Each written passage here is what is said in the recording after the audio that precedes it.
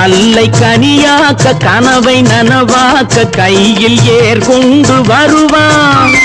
சாந்தி வழி என்று காந்தி வழி சென்று கருணை தேன் கொண்டு தருவான்.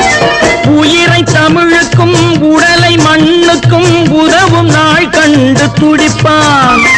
சுற்றி பகை வந்து சூழும் திருநாளில் வெற்றி தோள் கொண்டு முடிப்பான். வெற்றி தோள் கொண்டு முடிப்பான். எனக்கொரு மகன் பிறப்பான், அவன் என்னை போலவே இருப்பான். தனக்கொரு பாதையை வகுக்காமல் என் தலைவன் வழியிலே நடப்பான். ஆஹா.